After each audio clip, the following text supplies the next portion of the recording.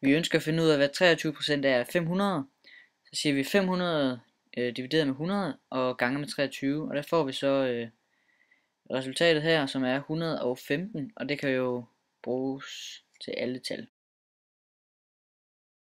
Vi vil finde ud af, at 75% ud af x giver 465. Så vi vil finde ud af, hvad x giver. Vi starter med at sige 465. Og det ganger vi så med 100. Og så siger vi divideret med 75, som så giver resultatet, som er 620. Vi vil finde ud af, hvor mange procent 120 er af 880. Og der starter vi så med at sige 102 divideret med 850 gange 100, og det giver så 12%.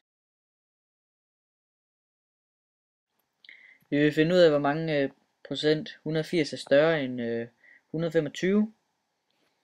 Så siger vi først 180 minus 125, og så dividerer vi det med 125 gange 100. Og der giver det så 44%.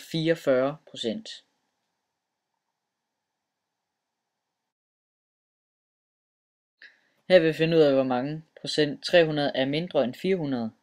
Så starter vi med at sige 400 minus 300 divideret med 400 gange 100. Og det giver så 25% her.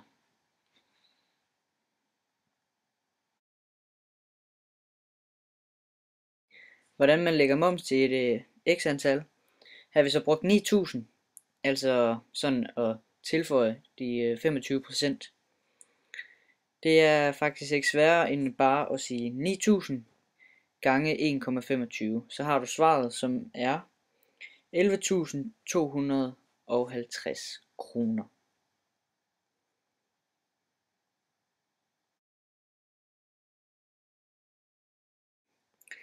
Hvordan man trækker momsen fra, der bruger vi 9000 igen. Det er 9000 gange 0,8 giver 7.200 kroner.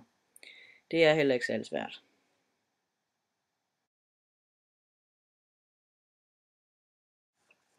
Hvor meget udgør momsen af et x-antal? Altså for eksempel 9000 her igen.